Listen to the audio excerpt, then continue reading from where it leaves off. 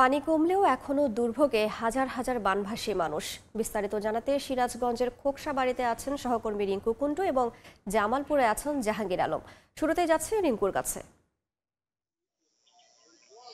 ধীরে ধীরে কমতে শুরু করেছে যমুনা নদীর পানি, তবে পানি কমলেও এখনো দুর্ভোগ কমেনি বানবাসীদের। সিরাজগঞ্জের এখনো নদী তীরবর্তী 5টি উপজেলার যে বন্যা কবলিত মানুষেরা রয়েছে তারা কিন্তু এখনো নিম্নাঞ্চল এবং চরাঞ্চলের মানুষেরা এখনো কিন্তু তারা পানিবন্দী রয়েছে। অনেকের বসত বাড়িতে পানি রয়েছে, তারা কিন্তু এখনো উঁচু স্থানে আশ্রয় নিয়েছে, কারণ পানি যে কমছে সেই পানি কমার মাত্রাটা কিন্তু অনেকটাই কম। আমরা দেখেছি গত 24 ঘন্টায় যমুনা নদীর পানি সিরাজগঞ্জ 3 সেন্টিমিটার কমেছে, কমে বিপদসীমার 58 সেন্টিমিটার ওপর দিয়ে এখনো প্রবাহিত হচ্ছে, যে কারণে আসলে এই জেলার বানবাসী যারা মানুষেরা রয়েছে, যারা বন্যা কবলিত মানুষেরা রয়েছে, তাদের দুর্ভোগ কিন্তু এখনো কমেনি। আমরা এখন আছি সিরাজগঞ্জের সদর উপজেলার খোকসাবাড়ি ইউনিয়ন।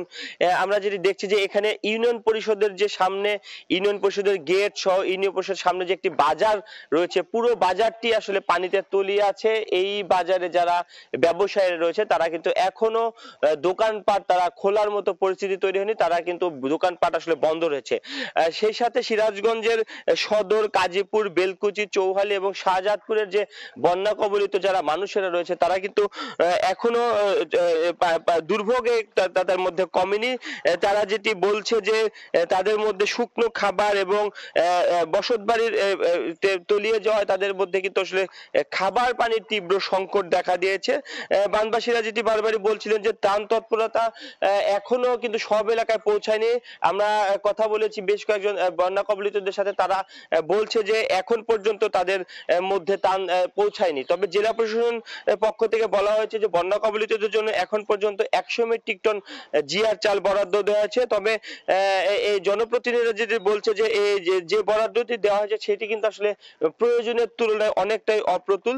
তো এক কথায় বলা যায় যে সিরাজগঞ্জের বন্যা পরিস্থিতি ধীরে ধীরে পানি কমলেও এখনো কিন্তু আসলে দুর্ভোগ কমেনি বানবাসীদের। সেই সাথে এই বানবাসী এলাকার যাদের গবাদি পশু রয়েছে, যারা গবাদি পশু লালন পালন করে, তাদের সেই গবাদি পশু কিন্তু আসলে পানির মধ্যে অনেকে রেখেছে, বিভিন্ন রোগ বেলায় দেখা যায়। সেই সাথে গবাদি পশুরও কিন্তু আসলে গোখাদ্যের একটি সংকট দেখা দিয়েছে। তো যমুনার পানি কমছে, তবে সেই কমার পরিমাণটা অনেকটাই কম, যে কারণে ধীরে ধীরে কিছুটা উন্নতি হয়েছে। তবে এখনো চরাঞ্চল এবং নিম্নাঞ্চল সহ নদী তীরবর্তী যে সকল 5টি উপজেলা, যে সকল ইউনিয়ন গুলো রয়েছে, সেগুলো তো এখনো কিন্তু আসলে পানিবন্দী রয়েছে হাজার হাজার মানুষ। তাদের দুর্ভোগ কিন্তু এখনো কমেনি। তারা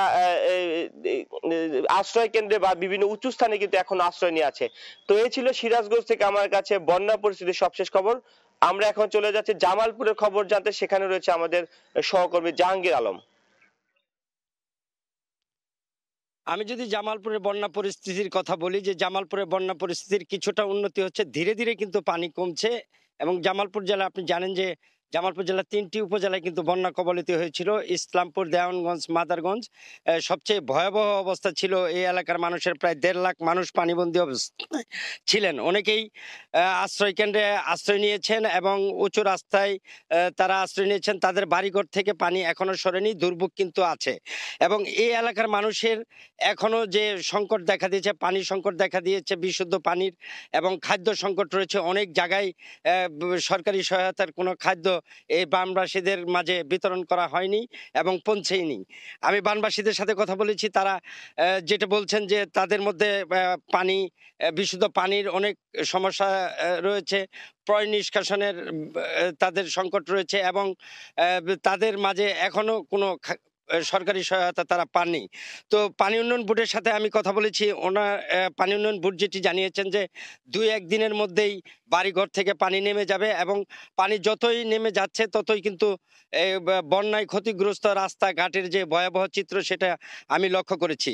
জামালপুরের জেলা প্রশাসনের থেকে যেটি জানানো হয়েছে যে ত্রাণবাসীদের জন্য তাদের সহায়তা তারা পৌঁছে দিচ্ছেন এবং যত দ্রুত সম্ভব যাদের কাছে ত্রাণ পৌঁছেনি তাদের কাছে তারা এই ত্রাণ পৌঁছানোর তারা চেষ্টা করবেন। এদিকে বানবাসীদের জন্য সে কথা বলে যেটা জেনেছি যে তাদের মধ্যে গোখাদ্যের সংকটটা চরম সংকট দেখা দিয়েছে এবং এই গোখাদ্য নিয়ে তারা খুব পশুদের নিয়ে তারা খুব সংকটে আছেন এবং 2-1 দিনের মধ্যেই যদি পানি কমে যায় তাহলে পরে তারা বাড়ি ঘরে ফিরতে পারবেন। এই ছিল জামালপুর থেকে বন্যা পরিস্থিতির সর্বশেষ।